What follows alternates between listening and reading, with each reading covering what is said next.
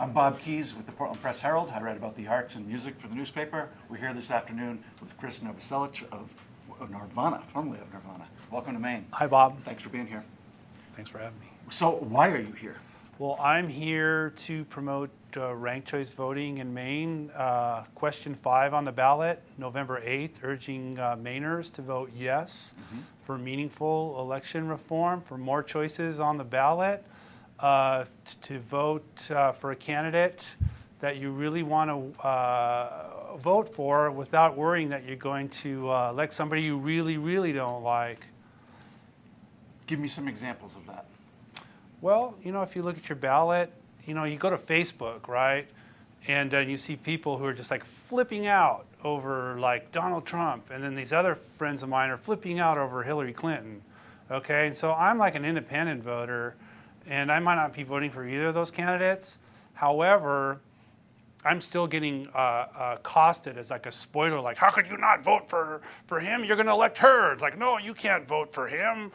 You know what I mean? It's just like, there's all this strategic voting and these people are like overbearing and they're stressed out. And I'm just saying, hey, all you can do is vote, go and vote, have your say, and then take a deep breath and hug your kids, take your wife out to dinner or your husband or whatever. There's no reason to flip out.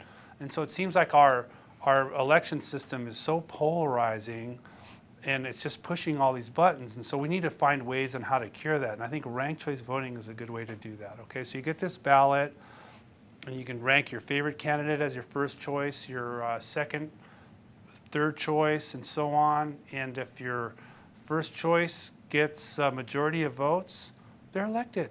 The election's over. But if there's no majority, then they kick out the last place candidate. They redistribute those second and third choices to the remaining candidates. And maybe that's enough to get someone elected. If not, there's another round. It's kind of like having a primary election. So you vote in a primary election, and your candidate who you voted for wins the primary, then you vote for them again in the general election. But if your candidate doesn't win the primary, then you need a second choice in the general election. So what ranked choice voting does is ask you to do that in one ballot. So there's no returning to the polls. You vote once. That's right. And then the votes are cumulatively counted. And then they're transferred, yeah. They're just like a vote transfer is what it is. One of the criticisms is that it may be confusing to some people.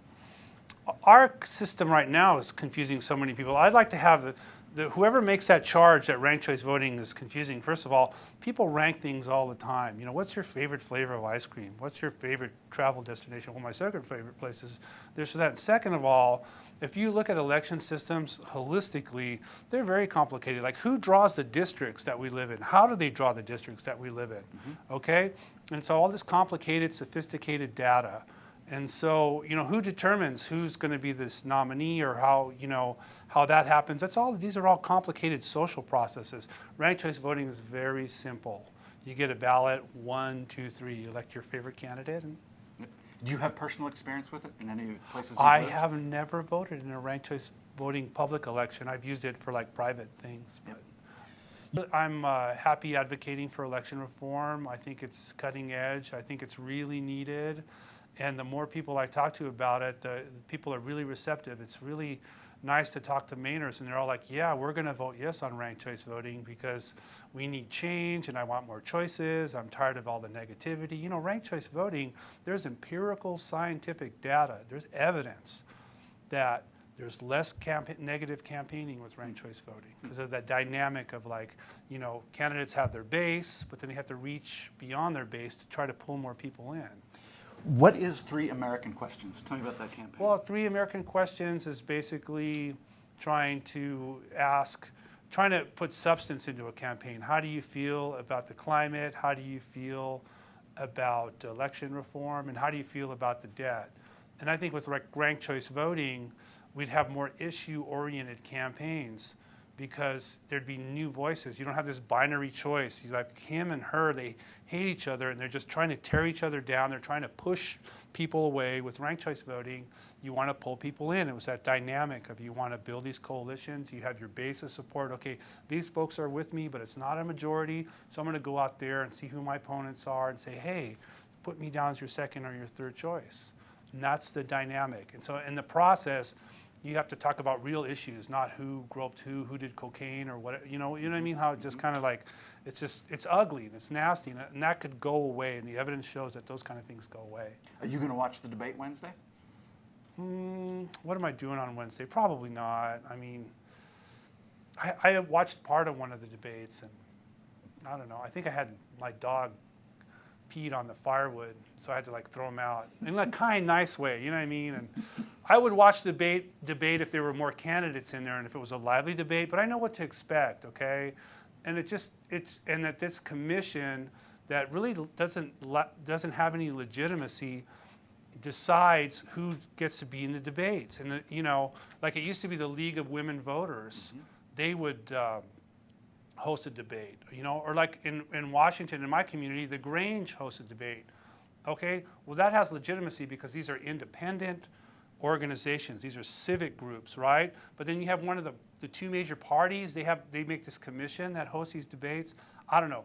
Ranked choice voting is like gives people more choices. So I think these major parties won't take us voters for granted anymore because there'll be more voices out there. There'll be more competition. Just like in the grocery store, when you have all these choices, the competition is good. In our American free enterprise system, that's what it does for us. And so we need competition in our electoral system.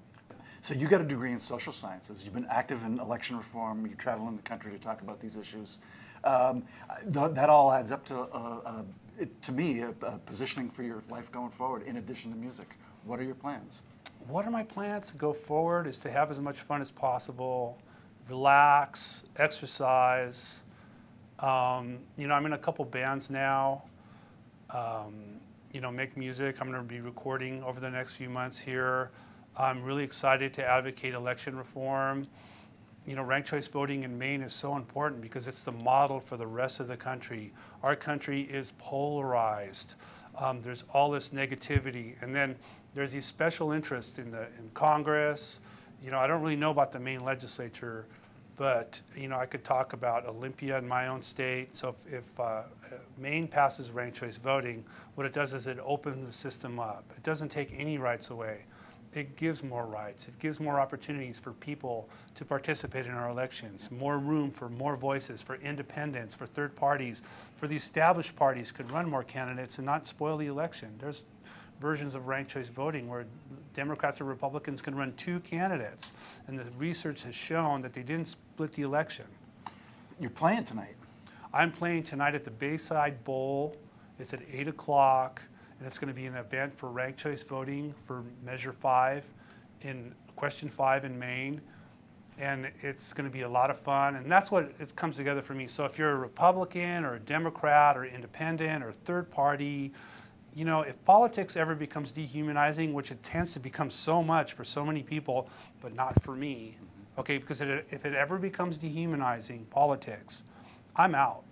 Okay, I was in Nirvana. I meet people from all walks of life, and they love the music. And I'm just not going to go out there for politics is tell somebody, dehumanize them for what they believe. So I think we should all come together as Americans and as human beings and cherish this thing called life and all the privileges. And we have peace and prosperity in the United States right now.